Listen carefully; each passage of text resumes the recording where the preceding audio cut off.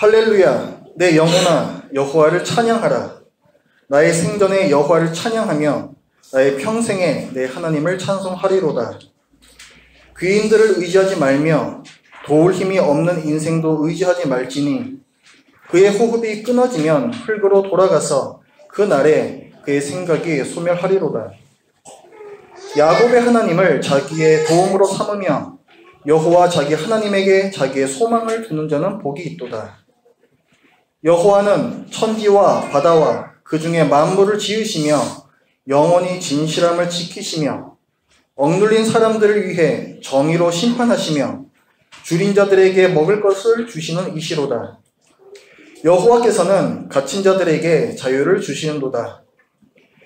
여호와께서 맹인들의 눈을 여시며 여호와께서 비굴한 자들을 일으키시며 여호와께서 의인들을 사랑하시며 여호와께서 나그네들을 보호하시며 고아와 과부를 붙드시고 악인들의 길은 굳게 하시는도다. 시온아, 여호와는 영원히 다스리시고 내 하나님은 대대로 통치하시리로다. 할렐루야. 방금 읽은 시편은요, 굉장히 감격적인 어조로 시작을 합니다. 할렐루야, 내 영혼아 여호와를 찬양하라. 내 입술을 열어서 하나님을 찬양하지 않고는 배길 수 없는 감격으로 시작을 하는 거죠. 언제 이런 찬양이 나올 수가 있을까요? 10억짜리 로또가 당첨되면 할렐루야 내 영혼아 이런 찬양이 나올 수가 있을까요?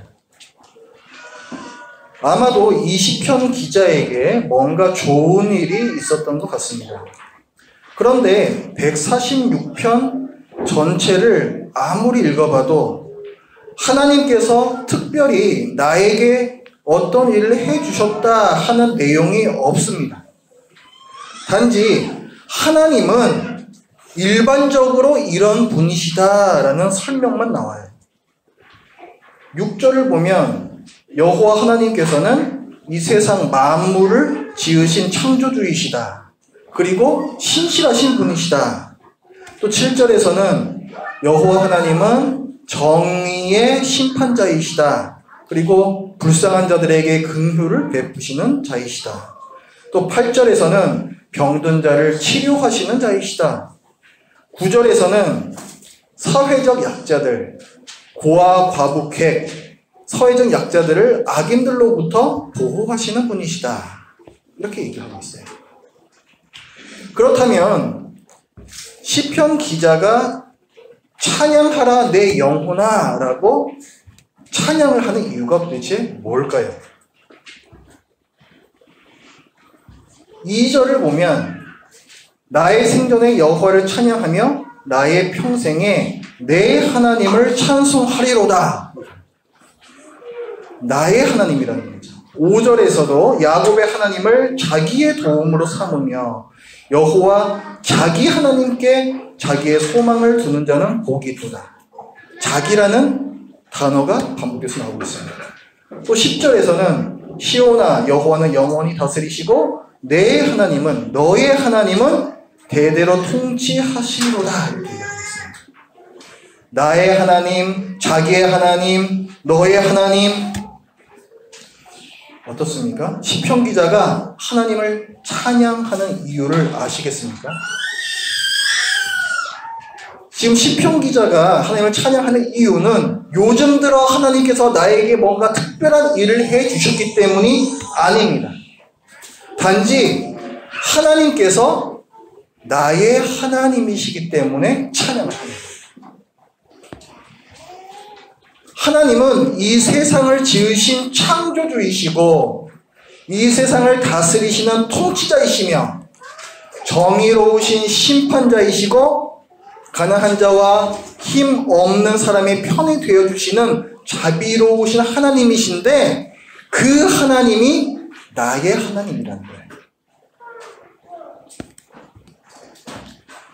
오늘 이 시편 기자가 누구를 대상으로 이 시를 썼을 것 같습니다. 성도들을 대상으로 쓴 거죠. 모든 시대의 모든 성도를 대상으로 쓴 시입니다. 하지만 1차적으로는요, 이 시편 기자가 현재 살고 있는 그 상황 가운데에서, 그리고 또한 어떤 상황 가운데에 있는 성도들을 대상으로 이 시를 쓴 것입니다. 설교도 마찬가지거든요. 설교도 똑같은 본문을 가지고도 이 설교를 어디에서 하느냐에 따라서 그 설교 내용은 전혀 다릅니다. 설교자가 목회하고 있는 그 교회에서 하는지 아니면 다른 교회에 가서 설교를 하는지 따라서 그 설교 내용은 다릅니다. 또한 내가 설교를 하고 있는데 이것을 듣고 있는 청중의 연령대는 어떠한가, 그분들의 상황은 어떠한가, 여기에 따라서 설교 내용은 바뀝니다. 지금 이 찬송시도 마찬가지라는 거예요. 이 찬송시를, 또 이 찬송을 부를 누군가를 생각하면서 이 시를 썼다는 것입니다. 그럼 과연 누구를 대상으로 이 시를 썼는가 한번 찾아보겠습니다. 3절 말씀을 보면요. 자, 3절 말씀을 보면 귀인들을 의지하지 말며 도울 힘이 없는 인생도 의지하지 말지니 라고 얘기해요. 의지한다라는 단어가 나오고 돕는다라는 단어가 나옵니다. 또 5절에서는 야곱의 하나님을 자기의 도움으로 삼으며 여호와 자기 하나님에게 자기의 소망을 두는 자는 복이 있도다. 도움이란 단어가 다시 나오고 또 소망이란 단어가 또 나옵니다. 그러니까 이 시편 기자는 지금 누군가를 의지해야 하는 사람, 누군가의 도움이 절실하게 필요한 사람을 생각하면서 이 시편을 쓴 거예요. 누군가의 도움이 절실하게 필요한 사람, 구체적으로 누구인가? 그것이 7절부터 9절까지 말씀에 나옵니다. 어떤 사람들이 나오는지 여러분 동그라미 치시면서 한번 같이 읽어보겠습니다. 7절부터 9절까지 시작. 억눌린 사람들을 위해 정의로 심판하시며 줄인 자들에게 먹을 것을 주시는 이시로다. 여호와께서는 갇힌 자들에게 자유를 주시는도다. 여호와께서 맹인들의 눈을 여시며 여호와께서 비굴한 자들을 일으키시며 여호와께서 의인들을 사랑하시며 여호와께서 나그네들을 보호하시며 고아와 과부를 붙드시고 악인들의 길은 굳게 하시는도다. 아멘.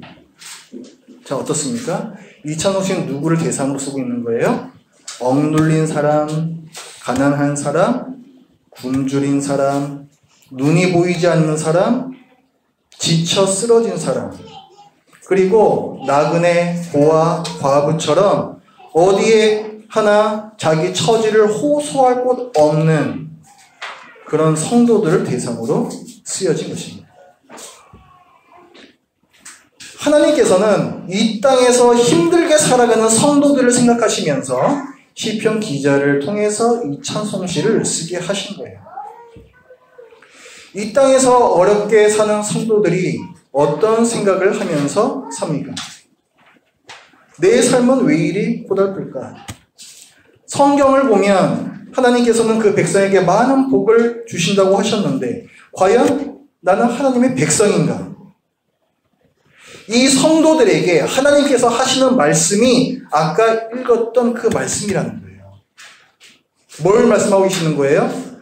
내 백성 중에는 가난한 사람도 있고 내 백성 중에는 눈이 보이지 않는 사람도 있고 내 백성 중에는 지쳐 쓰러진 사람도 있고 내 백성 중에는 나그네도 고아도 과부도 있다.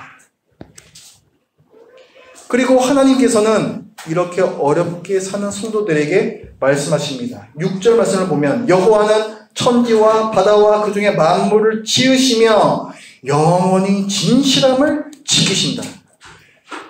하나님께서 모든 것을 다 지으셨는데 그것들에 대해서 진실함을 영원히 지키신다는 거예요. 천지 만물을 지은 나 여호와는 내가 지은 내 백성에게 거짓되지 않는다라는 거예요. 나는 내가 지은 내 백성에게 영원히 의리를 지킨다라는 것입니다. 네가 가난해도 나는 끝까지 너의 하나님이다. 네가 눈이 보이지 않아도 나는 끝까지 너의 하나님이다. 네가 지쳐서 쓰러져도 나는 끝까지 너의 하나님이다. 네 곁에 내 편이 아무도 없어도 나는 끝까지 너의 하나님이다. 나는 끝까지 너의 하나님이고 너희는 끝까지 내 백성이다. 나 여호와는 너를 끝까지 책임진다. 이 말씀을 들은 성도들의 입에서 찬양이 터져 나오는 거예요. 그것이 바로 1절과 2절의 말씀입니다. 할렐루야, 내 영혼아 여호와를 찬양하라. 나의 생전에 여호와를 찬양하며 나의 평생에 내 하나님을 찬송하리로다. 찬양이라는 것은 나를 만드신 하나님께서 나를 끝까지 책임지신다는 사실에 대한 감격이고, 나는 그런 하나님의 백성이라는 자랑스러운 자부심의 고백입니다. 우리가 하나님을 찬양해야 할 이유가 뭘까요? 이 불의하고 의리 없는 세상에서 영원히 의를 지키시는 하나님이 나의 하나님이시라는 단 하나의 사실 때문에 그렇습니다. 하나님이 나의 하나님이시라는 이 이유 하나만으로 굶주린 사람이 찬양하고, 눈이 보이지 않는 사람이 찬양하고, 지쳐서 쓰러진 사람이 찬양하고, 내 억울함 호소할 것 하나 없는 사람이 찬양한다면 그 하나님을 나의 하나님으로 섬기는 우리가 찬양하지 못할 이유는 없는 것입니다. 하나님이 나의 하나님이시나 우리는 모든 상황 가운데에서 찬양할 수 있습니다. 할렐루야, 내 영혼아 여호와를 찬양하라. 이 감격에 찬 고백은요, 자기 영혼을 향한 이 찬양의 명령은요, 로또에 당첨된 성도의 탄성이 아닙니다. 오히려 가난하고 눈이 보이지 않고 지쳐 쓰러졌고 자기 도와줄 사람 하나 없는 그 상황 속에서 그래도 하나님은 나의 하나님이라고 이 세상을 깨고 하늘로 솟구쳐 올라가는 성도의 신앙 고백입니다. 하나님이 나의 하나님이십니다. 여러분의 영혼에게 명령하십시오. 할렐루야, 내 영혼아 여호와를 찬양하라. 그리고 여러분을 납덩이처럼 누르는 세상에 선포하십시오. 나는 나의 생전에 여호와를 찬양하며 나의 평생에 내 하나님을 찬송하리로다. 2019년 한 해 동안 나의 하나님이 되어주신 하나님을 찬양합니다. 그리고 2020년에도 그리고 나의 평생에 나의 하나님이신 하나님을 찬양합니다. 기도하겠습니다.